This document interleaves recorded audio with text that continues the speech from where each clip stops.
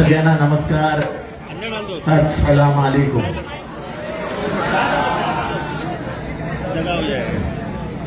मी आज या सभेवर येत असताना, सभेकडे येत असताना गर्दी बघून मला एका माणसाची आठवण झाली, जे आज आपल्यात नाही आहेत. त्यांचं नाव आहे कुंदन गोटे. मला आठवतं 2012ची सभा आणि 2017ची सभा नेहमी ते लावायचे आणि मी असं मोटरसायकलवरनं घाई गडबडीत सभेला यायचो.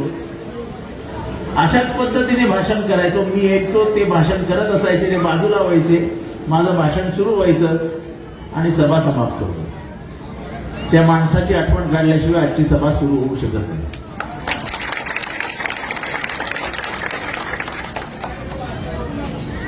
या वॉर्डात तसं काय बोलायचं?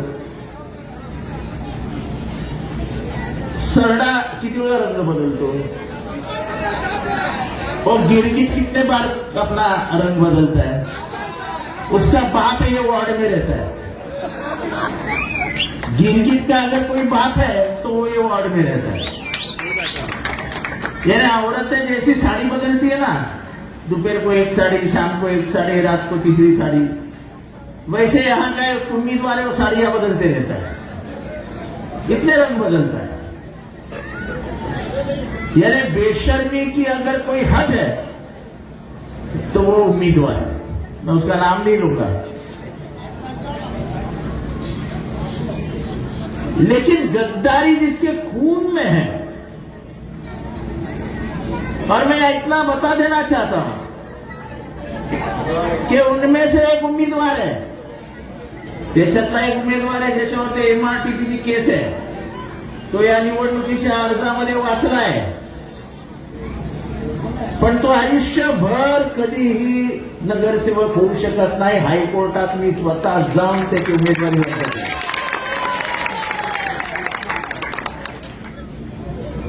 त्याच्या विरुद्ध हायकोर्टाने निकाल दिलेला होता. खर तर इथल्या निवडणूक आयोगावरती महानगरपालिकेचा प्रचंड दबाव आहे. आणि हे कसं आहे, पॅनल म्हणजे शिवसेना, भाजप सगळे मिळून बनवलेलं पॅनल आहे. वार्ड क्रमांक 31 मध्ये ओरिजिनल कोणच नाहीये.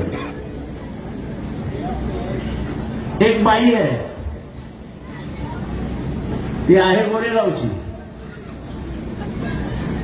पण सध्या गेले 4-5 वर्ष इथे पैसे वाटत फिरत होते. मेरे ऊपर एक झूठा इल्जाम लगा के मुझे बदनाम करने का काम अगर किसी ने जिंदगी में पहली बार किया होगा तो उस औरत ने किया.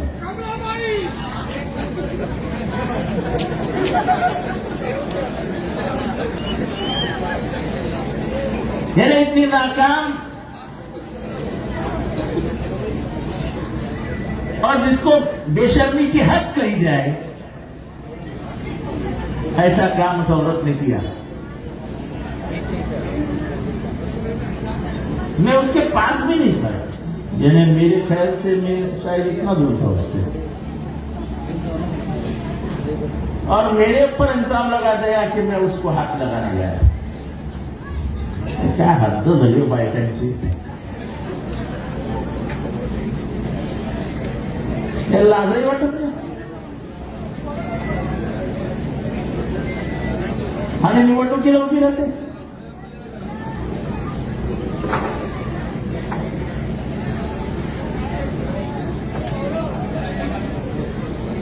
हर वक्त पार्टियां बदलने का काम करने वाले गिने चुने उम्मीदवार इस 31 नंबर के वार्ड में पैनल में खड़े हैं. हमने हमारे पास हमारे ओरिजिनल ही रखे हैं.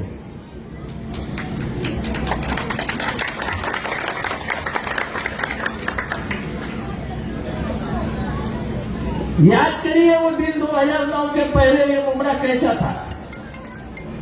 त्या मावशी कसं होतं मुंबरा 2009 पूर्वी. रस्ते होते का चालायला? रस्ते, हा रस्ता कोणी केला?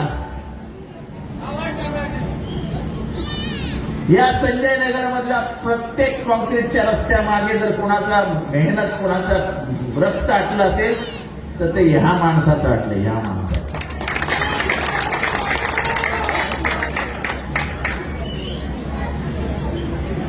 नगरसेवकांनी यायचा, निधी मागायचा, निधी त्यांना मी दिला, रस्ते बनले.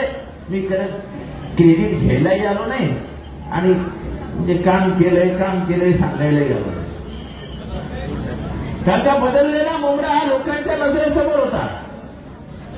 ज्या स्टेशनवर कधी उभं राहता येत नव्हतं त्या स्टेशनवरती आता एक साधा हिशोब सांगतो. मुंबईतला माणूस होता घर विकल्यानंतर, खास करून मुसलमानांचं सांगतो, मुंबईतला माणूस छोटस घर विकतो आणि तो आता गोवंडी किंवा भिवंडी किंवा जोगेश्वरीला जात नहीं. वो ये सोचता है कि अगर मैं रहने पे जाऊं तो भिवंडी में जाऊं, वहां अमन और शांती. इथे कधी हिंदू मुसलमान वाद झालेला पाहिला? मैं इतने हिंदूंनाही विचारतो, इथल्या मुसलमानांनाही विचारतो, आपने कभी इधर हिंदू मुसलमान होते हुए देखा है? लेकिन यहाँ की एक औरत उम्मीदवार है जिसने हरदम ये कोशिश की कि हिंदू मुसलमानों में तेड़ बढ़ती जाए.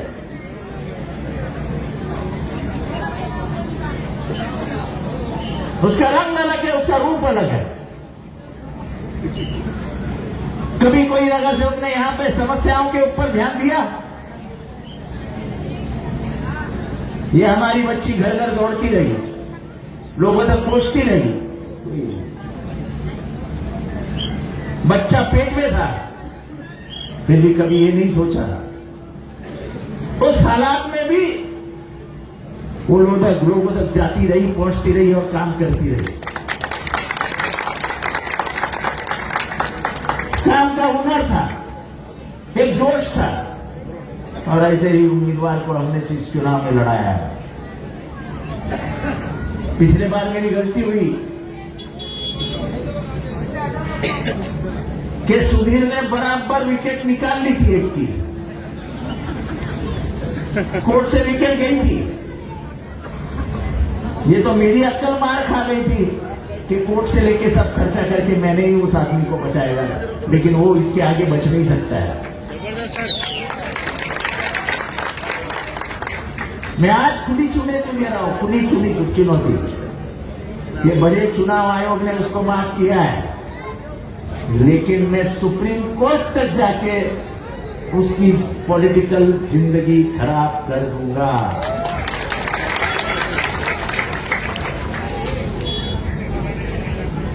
अरे खुद के नाम पे इलीगल बिल्डिंग बनाते हो तो क्या वो बिल्डिंग गिराई गई है क्या? वो रहेगी ना जैसे कि वैसे तुम्हारे नाम पे. जब तक वो बिल्डिंग तुम्हारे नाम पे, तुम चुनाव नहीं लड़ सकते.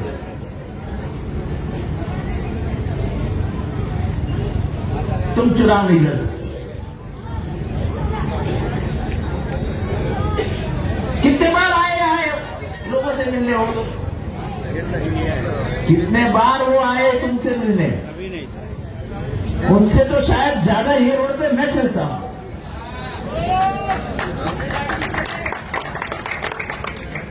लोगों की समस्याओं को ध्यान देने के लिए कितने बार पहुंचे हो यहाँ पे?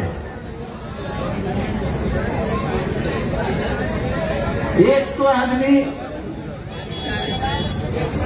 1 महीने पहले पे ये दोस्ती हम नहीं छोड़ेंगे करके गाना गा रहा था मेरे घर पे आके, शिवा के गले में हाथ डाल के.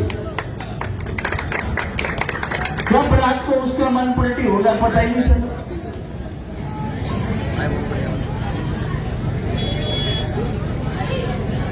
लेकिन ये मुंब्रा का पूरा बदलाव, मुंब्रा में हो रहा सुधार, चलो बात करो उसके ऊपर मेरे से आके.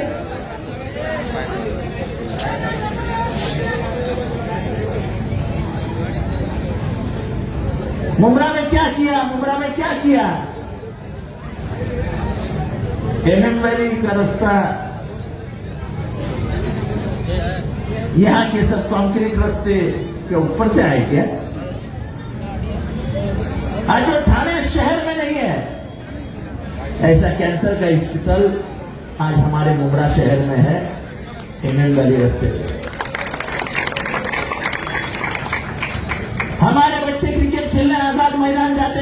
शिवाजी पार्क जाते थे, 2-2 घंटा देते थे। आज वैसे क्रिकेट की एकेडमी हम एमएम राजी पे बनाने जा रहे, काम शुरू हो गया है। ये सम्राट नगर में पानी की टंकी बन रही है, जाके पूरे पानी की समस्या हमेशा के लिए हल हो जाएगी। वही एमएम वाली के रास्ते पे एक स्कूल बन रही है, कॉलेज बन रहा है, एक मार्केट बन रहा है, बस डिपो बन रहा है।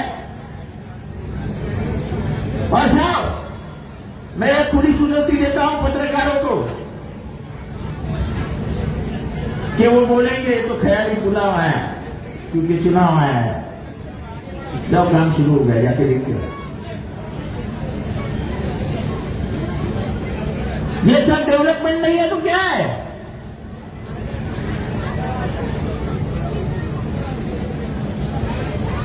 आप इतने साल नगर सेवक रहे, आपका एक काम तो बताओ जो मुमरा वाले याद रखेंगे, ऐसा एक काम तो बताओ।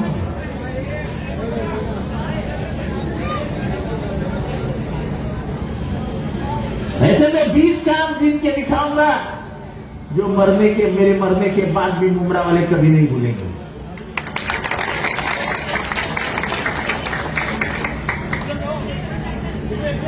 लेकिन जिन्होंने कभी डेवलपमेंट का काम ही नहीं किया, जिन्होंने सिर्फ बिल्डिंगों से पैसा लेने का काम किया और खुद के नाम पे बिल्डिंगें बनाते रहे, वो तुम्हारा क्या सुधार करेंगे?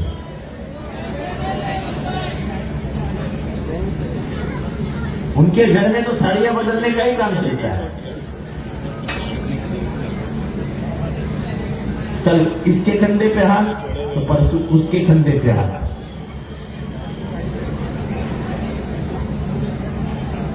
आदतें बदलती हैं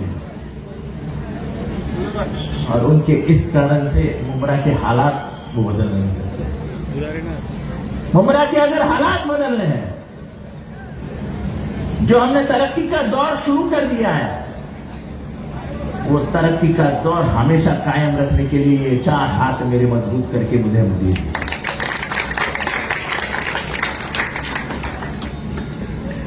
ताकि आपको अंबार के पास नहीं आना पड़े। शिवाजी नगर में जाओ तो आपको महीन मिलेगा, नीचे जाओ तो पिंटिया दादा के घर में सुधीर मिलेगा, इधर ही नीचे जाओ तो हमारा वाला भाई मिलेगा। और शिवा और पल्लवी तो हर घर घर में है ही।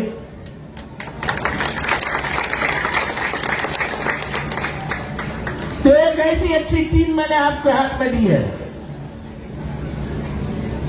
हम भाईचारे के ऊपर बात करते हैं,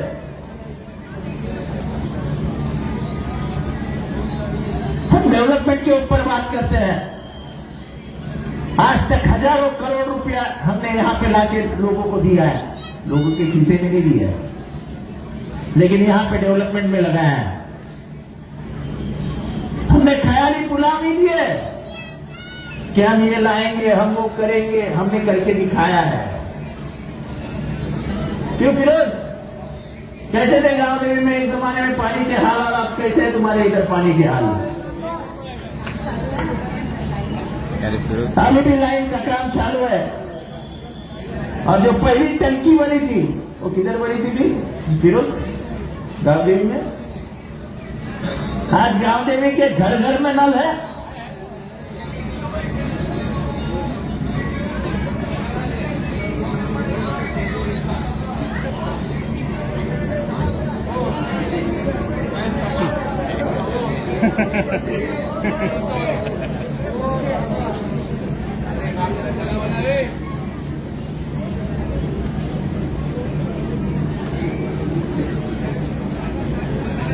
ये हमने ख्याल रखा है कि म्युनिसिपालिटी का काम होता है गटर वाटर मीटर।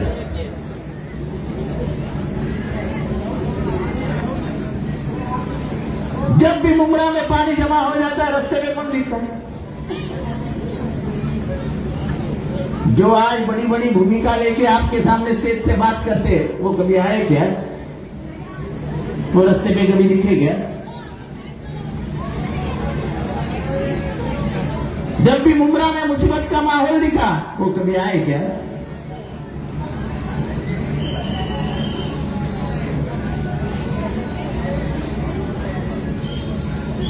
हाँ, मैंने यही पे कहा था कि टोरेंट हमारी सत्ता आते ही हम उसको कैंसिल करेंगे, हमारी सत्ता आई ही नहीं।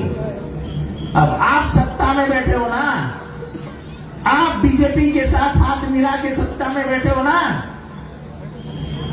आप बड़े बड़े वादे करते हो क्योंकि आपके पास दादा है, तो वो दादा को लेके जाओ ना मुख्यमंत्री के पास और मुख्यमंत्री को बोलो टोरेंट कैंसिल करके दो।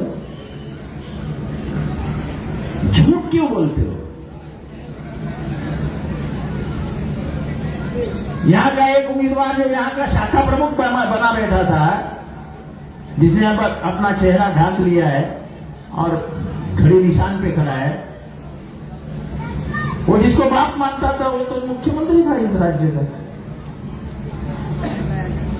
तो तभी क्यों नहीं टोरेंट कैंसिल किया हुआ है?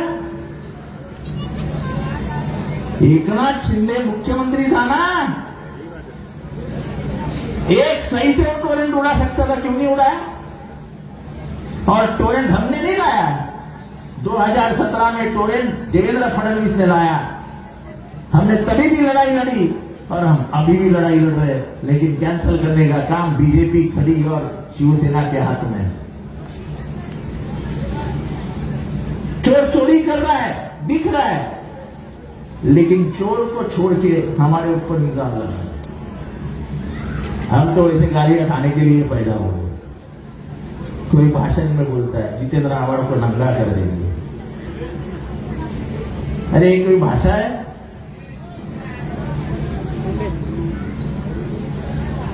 मैं किसी भाषण का जवाब देने स्टेज पे नहीं चढ़ता हूं। मैं किसी गाली का जवाब गाली से नहीं देता हूं। मैं प्यार से बात करता हूं, प्यार से जवाब देता हूं। क्योंकि मुंब्रा ने मुझे एक सिखाया कि इंसानियत ही मुंब्रा को जिंदा रखती है। मुंब्रा का आदमी सुबह उठता है, काम पे जाता है, शाम को आता है, घर आता है।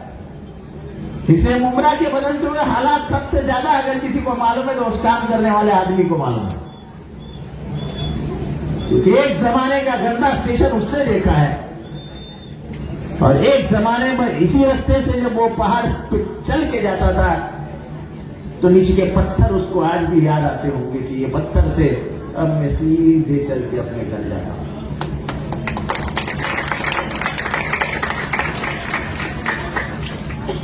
ये सब डेवलपमेंट के काम यहां पे हुए।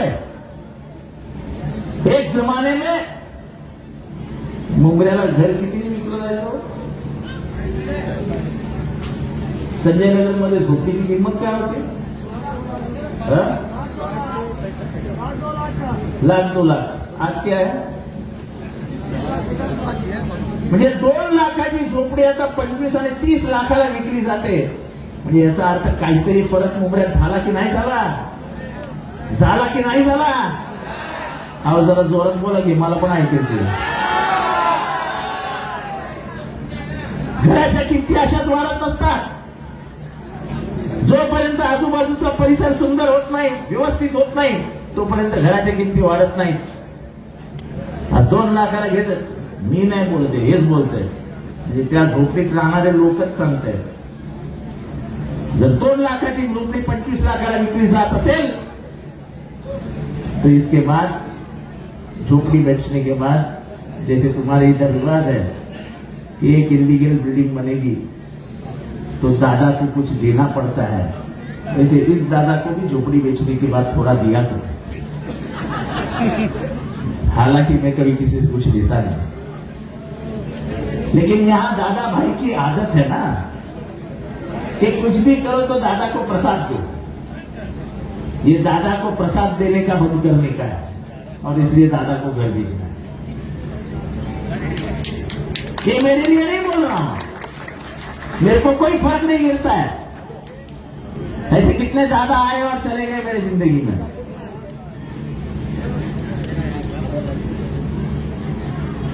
और मैं आज भी बोलता हूं कि तुम जिस भाषा में बात करोगे उसी भाषा में तुम्हें जवाब दिया जाएगा। मैं अमन और शांति चाहता हूं, उसकी चाहत रखता हूं,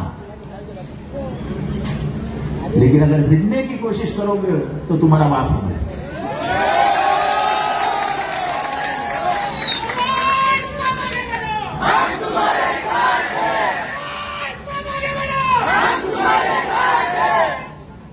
मैं आज भी मेरे कार्यकर्ताओं से कहना कहूंगा कि जरा भी चुनाव में माहौल खराब करने का काम तुम मत करना, क्योंकि कोशिश वो ही करेंगे,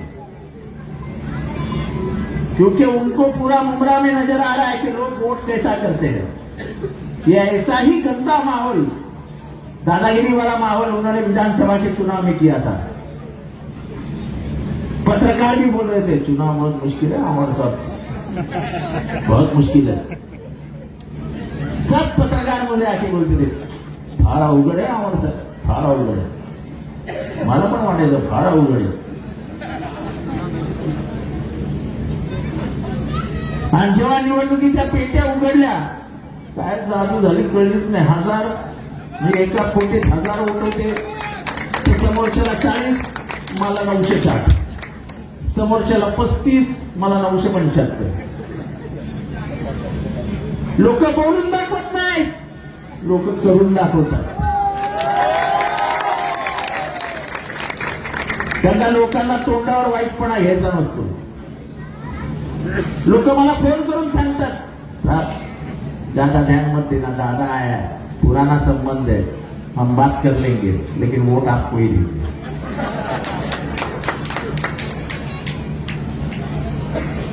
ही लढाई फक्त मतांची नाही आहे, ही लढाई विचारांची लढाई आहे, ही लढाई डेव्हलपमेंटची लढाई आहे।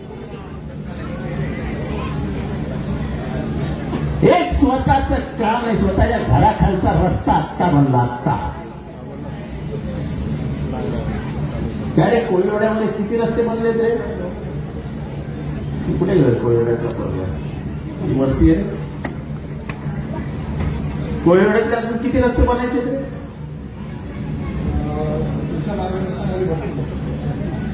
निधी मी दिला, निधी मी। रेल्वे प्रॉस्पेक्टच्या इथला पूर्ण रस्ता करून दिला, पूर्ण आयशा मस्जिदचा एरिया कॉन्क्रीटचा करून दिला। म्हणजे जे स्वतःच्या घरच्या खालचा रस्ता बनवू शकत नाही, तो तुमच्या घरचा खालचा रस्ता काय बनवेल?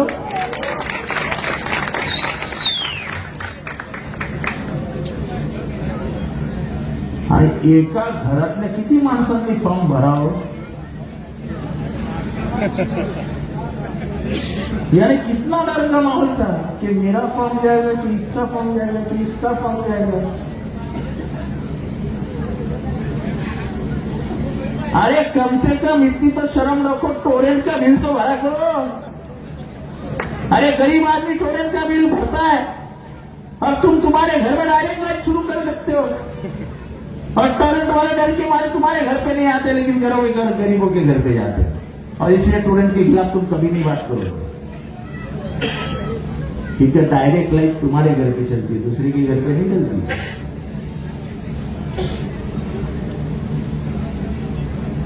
और इसलिए हम इस शहर का सुधार करने आए थे, इस शहर का सुधार करते रहेंगे। ये शहर आने वाले 5 साल में पूरा बदल डालेंगे, ये वादा करने के लिए मैं आया है। पुढच्या 5 वर्षामध्ये हा शहर आज जसं आहे त्याच्यापेक्षा ते जास्त सुंदर झालेलं असेल। या शहरामधली सामाजिक एकता कायम राहिली पाहिजे।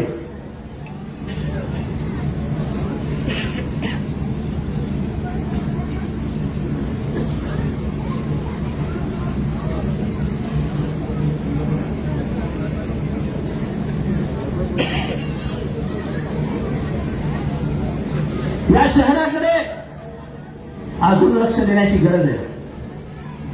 आपल्याला माहित नसेल तर सांगतो, आपण चुहा पूल जो आहे त्या चुहा पूलवर एक रस्ता काढलाय, ज्याचं टेंडर झालंय। तो रस्ता डायरेक्ट एमएम व्हॅलीकडे जातो आणि एमएम व्हॅलीतनं बाहेर निघून तो डायरेक्ट वाय जंक्शनला निघणार आहे। म्हणजे मुख्य रस्त्यावरचा ट्रॅफिकच कमी होणार आहे.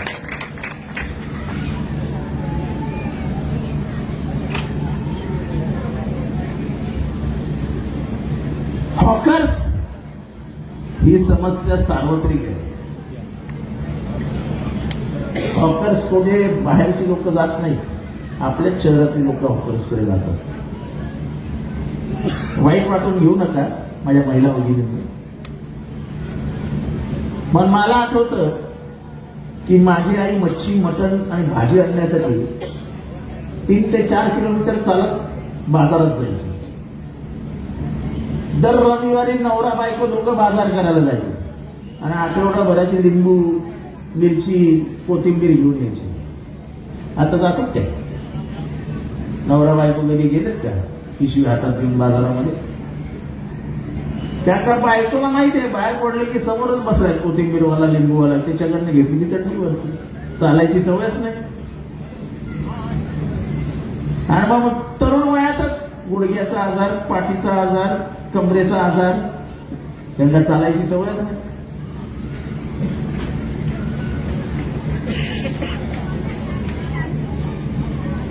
पाटा वरवंटा तर काय संबंधच राहिलेला नाही. कपडे धुण्याची सवय राहिलेली नाही, त्यामुळे हाताला व्यायाम नाही, पायाला व्यायाम नाही. ते महिला भगिनींसाठी सांगतोय. घरात मिक्सर आहे ना, आहे की नाही आहे? आहे ना. पण पाटा वरवंटा कसा असतो हे तरी माहितीये का आजीने समजवलंय कधी? या पूर्वीच्या गोष्टी होत्या, पण त्या शरीराला मजबूत करायच्या. पण आता अर्थात परिस्थिती बदलली आहे. सकाळी 7ची ट्रेन पकडायची असते, त्यामुळे कुठल्या पाट्यानं वरवंट्याला हात राहिला? येस, रोजचा संसार चालवण्यासाठी नोकरी करावी लागते, त्या नोकरीसाठी धावपळ करावी लागते.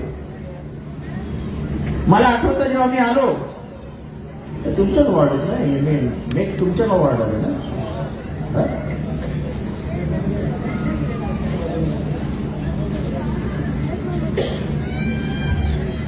मेघचा जेव्हा मी आलो तेव्हा मेघचा गाळा 15, 10, 5, 10 लाखाला विकायला लोक तयार झाले होते. काही दम नाही, कुछ मजा नाही है मेघ में, अब छोड़ के चले जाओ. मेघच्या सगळ्या दुकानदारांनी बैठक घेतली आणि मला सांगितलं की 24 घंटा लाईट मिलेगा, कोई हम बच सकते वरना हमको ये बेचना पडेगा. मी 2 महिने मेहनत घेतली आणि मेघला 24 तास लाईट दिली. आज मेक मध्ये एक गाला 1 कोटीला विकला जातो, 1 कोटीला.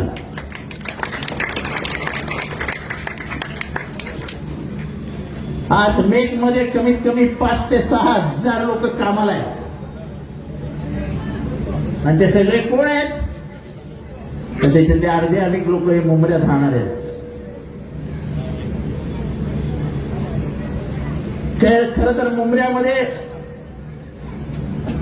छोट्या छोट्या मण्यांचं काम, गळ्यातल्या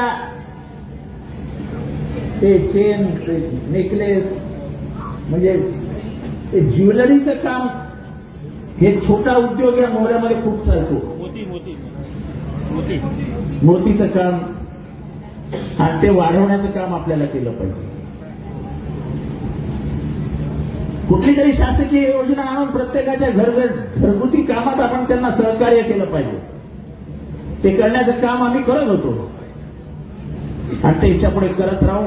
जास्तीत जास्त घरगुती उद्योगांना फायदा मिळेल हा प्रयत्न आम्ही करणार आहोत. आता पूर्ण कळवा इथे गॅस पाईपलाईनने येतो. आता आपली गॅसची पाईपलाईन मुंबऱ्यासाठी ही शिळ भागातनं पार होत आली.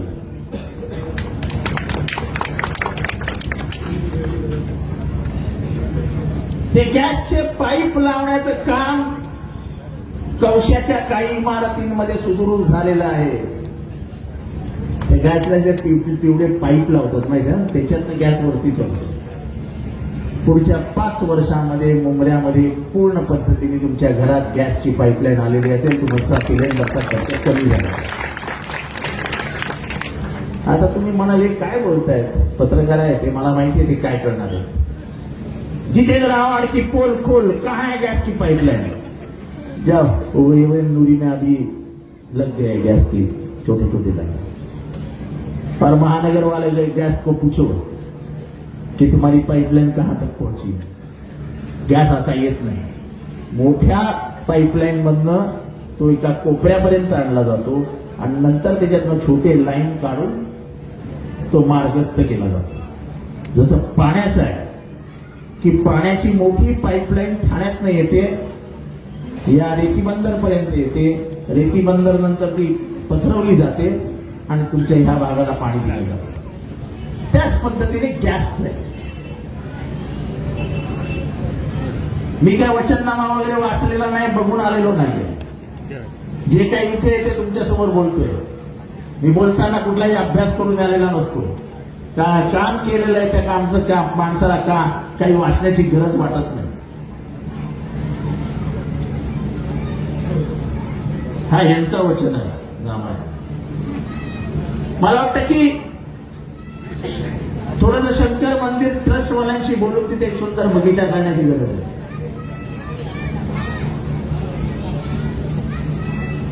खरं तर 5 वर्षामध्ये तिथे गार्डन झालं असतं. कोविड आला, कोविडमध्ये मीच आजारी पडलो, नशिबाने साथ दिली नाही. मंत्री झालो पण कोविडमध्ये मंत्री काय केला, आणि महाराष्ट्राला लागलेला सर्वात मोठा शाप गद्दारीचा, त्याच्यामध्ये मंत्रिमंडळ पडलं. आणि म्हणून माझी विनंती आहे, गद्दारी गाडा, गद्दारी गाडा. शिवाजी महाराजांशी गद्दारी करणाऱ्या खंडोजी खोपडेचं राज्य या महाराष्ट्रात येऊ शकत नाही.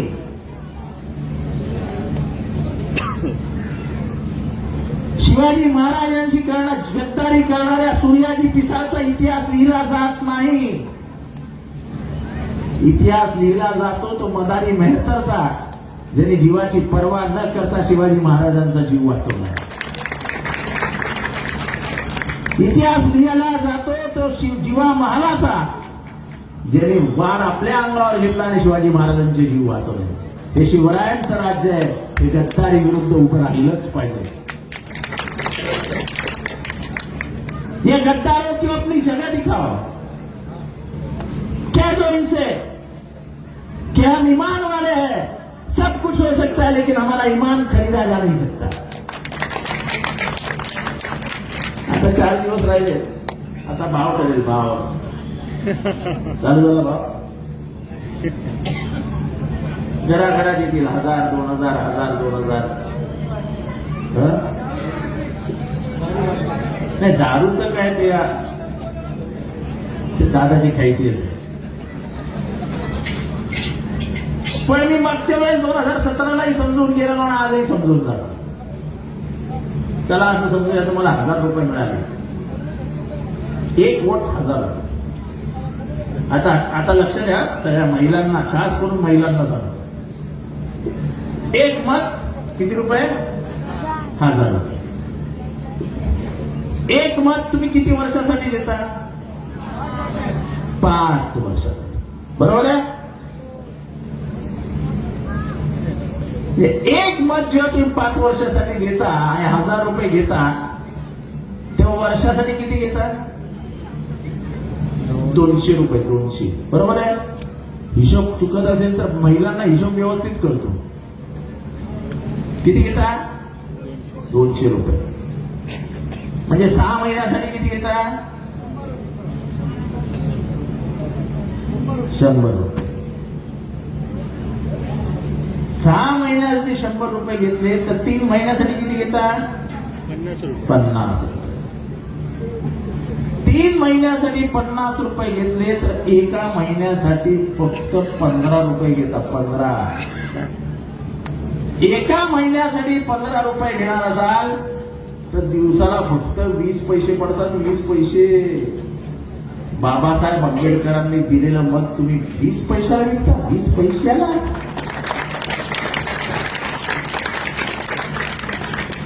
अरे बाजारात आता एक केळं आहे ना, केळं, एक मेथीची जुडी, एक कोथिंबिरीची जोडी सुद्धा 20 पैशाला मिळत नाही. इतकं स्वस्त तुमचं मत आहे? अरे त्या बाबासाहेबांनी तुम्हाला एक मताची किंमत ही अंबानी आणि अडाणी एवढी करून ठेवली आहे. त्या अंबानीला पण एक मत आहे आणि इथल्या माझ्या लताताई जाधवला पण एकच मत आहे. या अंबानी काय आपलं घर मत विकत नाही, पण लताताई जाधव आपलं जाऊन मत विकून येते आणि स्वतःला विकते. स्वतःला विकू नका. स्वतःला विकलं की मग दादाच्या घरी बाहेर लाईन लावावी लागते. कारण का दादा काय म्हणतो, लताताई 1000 रुपये दिलेले, आता बोलायचं नाही जास्त. तुम्हाला जर तुमची दादागिरी कायम ठेवायची असेल तर मतं विकू नका. तुमचा हक्काचा मत हक्काच्या माणसाला द्या, म्हणजे त्याची जाऊन कॉरल पकडते. नेहरू पंतप्रधान झाले, ही सत्य घटना मी तुमच्या कानावर घालून माझी मीटिंग संपवतोय. नेहरू पंतप्रधान झाले आणि अलाहाबादच्या एका सभेमध्ये एक म्हातारी बाई स्टेजवर चढली. तेव्हा काय बंदोबस्त वगैरे नसायचा आणि तिने नेहरूंची कॉलर पकडली. आजाद, तुमको आजादी मिली, हमको क्या मिला? काय विचारलं तुम्ही? देशाला स्वातंत्र्य मिळालं, मला काय मिळालं? नेहरूंनी तिला उत्तर दिलं की डॉक्टर बाबासाहेब आंबेडकरांमुळे एका पंतप्रधानाची कॉलर पकडण्याची ताकद तुला नाही.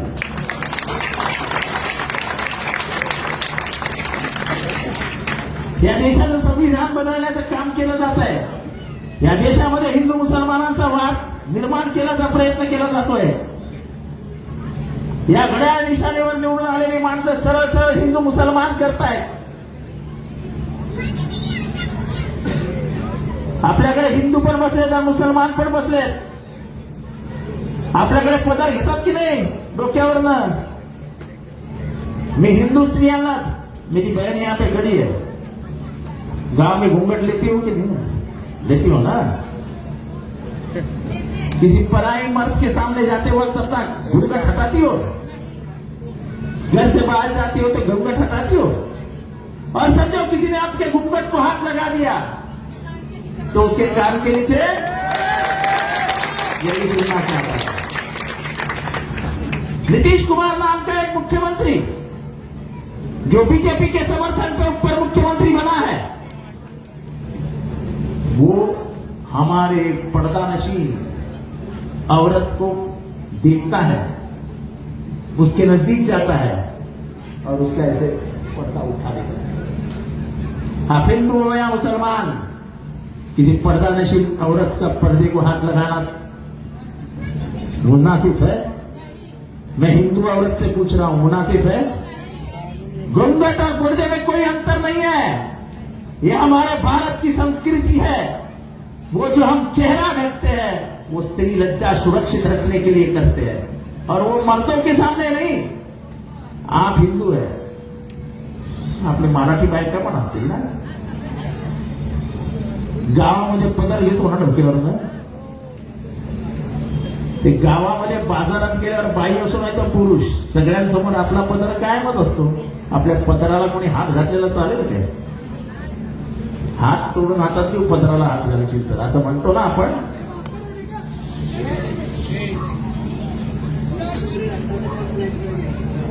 बेटा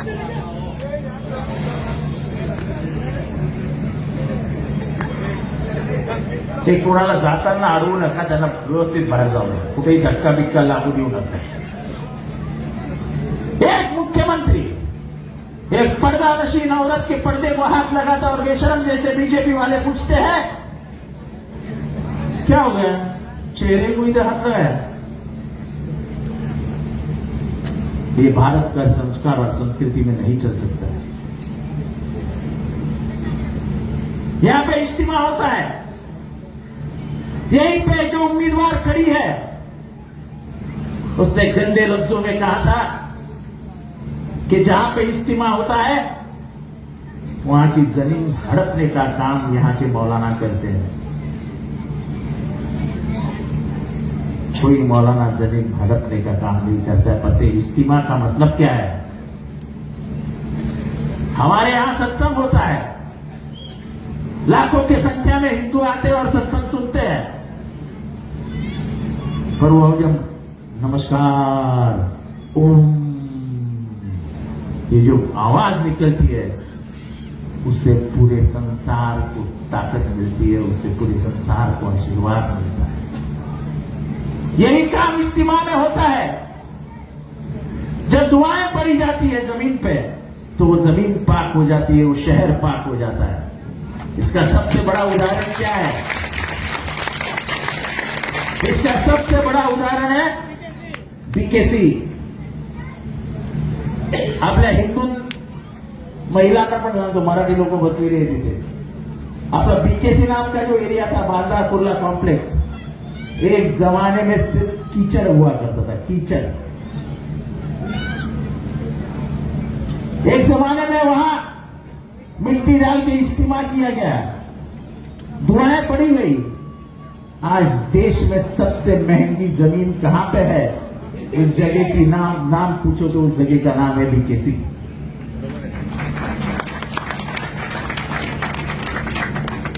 ये एमएम वाली के ऊपर 2 बार इस्तेमा हो गया। आज मुंब्रा में सबसे महंगी जमीन कहां पे है? क्योंकि दुआओं में जो ताकत है और किसी में भी नहीं है। और इसलिए मैं हमेशा कहता हूं, ये सब माहौल देख के न जाने दुआओं में कौन रियाज रखता है मुझे, न जाने दुआओं में कौन रियाज रखता है मुझे।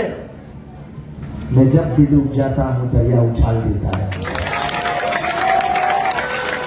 ये जो दरिया है सामने, ये जो मजमा बैठा है सामने, दिखने में हालात कितने भी खराब हो, लेकिन मैं जानता हूं कि लोग मशीन के सामने जाएंगे, जितेंद्र आवार को याद करेंगे, और हम जिस विकास का नाम लेके बाहर निकले, जिस तरक्की का नाम लेके बाहर निकले, जिस बदलाव का नाम लेके बाहर निकले, उसका साथ देंगे, जितेंद्र आवार की ताकत बढ़ाएंगे। और तुतारी पे हमारे जो 4 उम्मीदवार खड़े हैं, सुधीर भगत, दिव्या गोटे, महेंद्र कोमरलेकर और पल्लवी जगताप। अब ये मशीन में नहीं बताता हूं, ये बताएंगे। यार इतना ही रखते हैं, मशीन कितनी भी रहे, डीजल तुतारी विकी फटाओ दबाओ बताओ, ज्यादा दिमाग मत चलाओ। इसको ढूंढो उसको ढूंढो, एक वोट उसको एक वोट उसको मत करो। जाओ सीधा मशीन देखो, एक मशीन है, 2 मशीन है, तो इधर देखते देखते पागल हो जाओगी। किसको कि देने का, इसको देने का कि उसको देने का। कोई इसको उसको मत देखो। जबरदस्त। इसलिए मेरा नारा क्या है? सबसे भारी आवाज कमा रहा है, आवाज सबसे भारी, तो तुतारी का बटन दबा के घड़ी की चाबी हमेशा के लिए बंद कर दो। इतना ही कहता, बाकी तो सब इनका नाम भी नहीं लेता हूं। जबरदस्त। आखिरी बार मेरे साथ घोषणा देना, सबसे भारी। तो आखिरी हाथ उठाना यार, हाथ उठाएंगे तो मजा आ जाएगा यार। सबसे भारी, सबसे भारी। खुदा हाफिज, नमस्कार, जय हिंद, जय महाराष्ट्र, जय हिंद।